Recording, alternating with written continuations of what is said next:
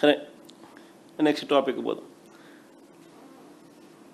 అమరావతిలో రైతుల పరిస్థితి ఇంత ఇబ్బందికర పరిస్థితి అమరావతిలో ఉంటే రాష్ట్ర వ్యాప్తంగా రైతుల గురించి ఒకసారి, రైతుల సమస్యల గురించి ఒకసారి, రాష్ట్రంలో ఇప్పుడు ఉన్న పరిస్థితుల గురించి ఒకసారి మాట్లాడుకుందాం. ఏ పంటకు కూడా గిట్టుబాటు ధర లేదు. గిట్టుబాటు ధర లేక రైతులు గగ్గోలు పెడతా ఉన్నారు. రాష్ట్రంలో ఏ జిల్లా తీసుకున్నా రైతుల సమస్యలే కనిపిస్తాయి. రైతులు రోడ్లపైనే కనిపిస్తూ ఉన్నారు. ట్రాక్టర్ల మీద చంద్రబాబు నాయుడు గారు గవర్నమెంట్ను మీద ప్రొటెస్ట్ చేస్తూనే కనిపిస్తూ ఉన్నారు. అయినా ఇవేమి చంద్రబాబు నాయుడు గారికి పట్టవు. 3 బడ్జెట్లు పెట్టినా కూడా ధరల స్థిరీకరణ నిధికి అరకొర నిధులే. అదే మా హయాంలో ప్రతి ఏటా 3,000 కోట్ల రూపాయలతో ధరల స్థిరీకరణ నిధి పెట్టి ఏకంగా ఆర్బీకేలలో పోస్టర్లు పెట్టేవాళ్ళం. ఇది ఈ పంటకు ఇది గిట్టుబాటు ధర అని ఆర్బీకేలో పోస్టర్లు కనిపించేటివి. ఏ పంటకు గిట్టుబాటు ధర రాని పరిస్థితి ఉన్నా కూడా ఆ ఆర్బీకే పరిధిలోనే సీఎం యాప్ అంటే continuous monitoring of agricultural price and procurement activate అయ్యేది. ఆ ఆర్బీకే అసిస్టెంట్ అగ్రికల్చరల్ గ్రాడ్యుయేట్ ఎవరైతే ఉన్నారో వెంటనే మెసేజ్ పంపేవాళ్ళు ఆ సీఎం యాప్ ద్వారా. జాయింట్ కలెక్టర్ మార్క్ఫెడ్ జాయింట్ ఎండి జేసీ వెంటనే ఆ ఆర్బీకే పరిధిలో ఇంటర్వ్యూన్ అయ్యేవాడు. వెంటనే ఆ ఆర్బీకే పరిధిలో కొనుగోలు చేసేవాళ్ళు. మార్కెట్లో కాంపిటీషన్ క్రియేట్ అయ్యేది, రేట్లు పెరిగేటివి. ఏకంగా 7,800 కోట్ల రూపాయలు మా 5 సంవత్సరాలలో మేము మార్కెట్ ఇంటర్వెన్షన్ కింద ధరల స్థిరీకరణ నిధి కింద ఇంటర్వ్యూన్ అయి రైతుల కష్టాలలో తోడుగా ఉండి ప్రతి పంటకు గిట్టుబాటు ధర వచ్చేట్టుగా చేసినాం. ఈరోజు చంద్రబాబు నాయుడు గారి పుణ్యమాని ఈ ధరల స్థిరీకరణ నిధిని పూర్తిగా భ్రష్టు పట్టించినారు.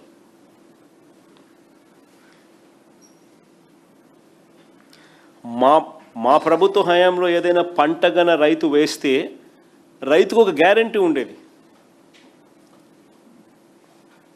నేను నష్టపోను, ప్రభుత్వం నాకు తోడుగా ఉంటుందన్న గ్యారంటీ ఆ ప్రతి రైతుకు ఉండేది.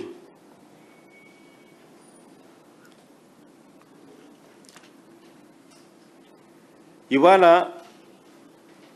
పంట దెబ్బతింటే కనీసం ఉచిత పంటల బీమా కూడా లేదు.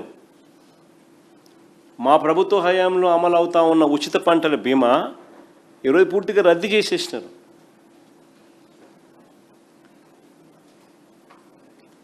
రద్దు చేయడమే కాదు, ఇంకా ఆశ్చర్యం ఏంటంటే 3,500 కోట్లు బకాయిలు. ఉచిత పంటల బీమా కింద చంద్రబాబు నాయుడు గారు రైతులకు కట్టాల్సింది, ఇవ్వాల్సింది 3,500 కోట్ల రూపాయలు ఇవ్వాల ఎగ్గొట్టాడు. ఇన్పుట్ సబ్సిడీ రూపంలో చంద్రబాబు నాయుడు గారు ఏ సీజన్లో నష్టం జరిగితే ఆ సీజన్ ముగిసేలోగానే వచ్చే ఇన్పుట్ సబ్సిడీ ఈరోజు పూర్తిగా మంగళం పాడేసినాడు.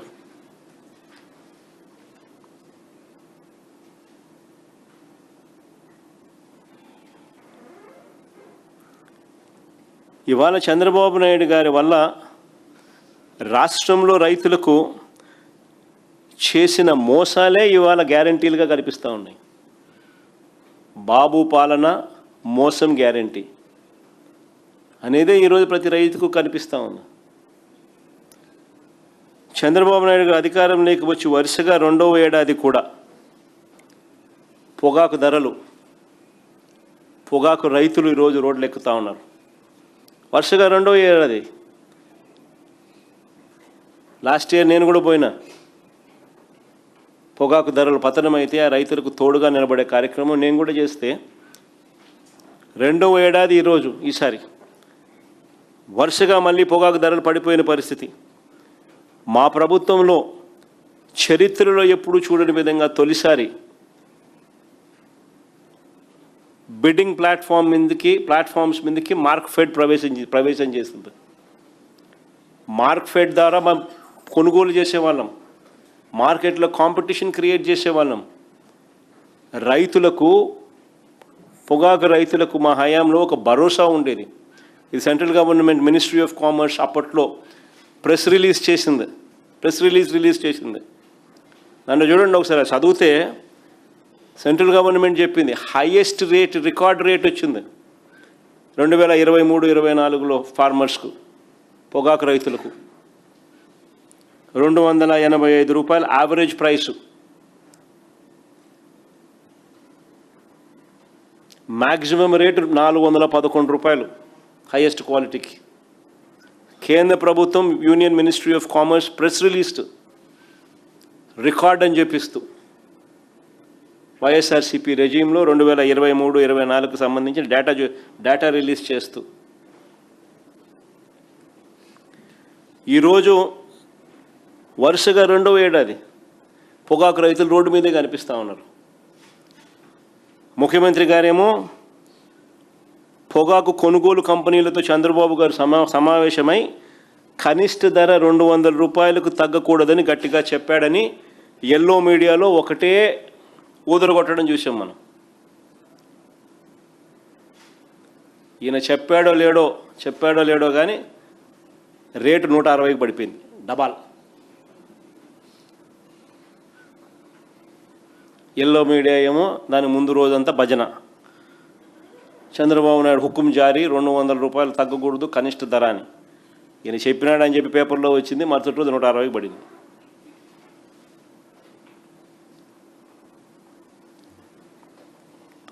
ఇంకా ఆశ్చర్యం ఏమిటో తెలుసా, ఈ సీజన్లో 240 మిలియన్ కిలోల పొగాకు పండితే, ఈ సీజన్లో 240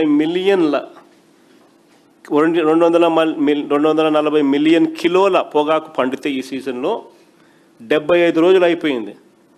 ఇంతవరకు కొన్నది ఎంతో తెలుసా, కేవలం 29 మిలియన్ కిలోలు మాత్రమే కొనుగోలు జరిగింది. 240 మిలియన్ కిలోలకు గాను 75 రోజులు అయిపోయింది, కొనింది కేవలం 29 మిలియన్ కిలోలు.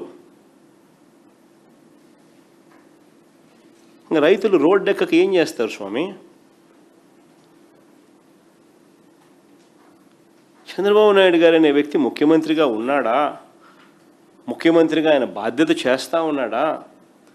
ఇట్లా రైతులను గాలికి వదిలేసి చంద్రబాబు నాయుడు గారు అనే వ్యక్తి చేస్తూ ఉన్న పాలన ఏమిటి అని అంటే, ఇంతకు ముందు చెప్పిన ఎగ్జాంపుల్స్, అవినీతి, దోపిడీ, రెడ్ బుక్,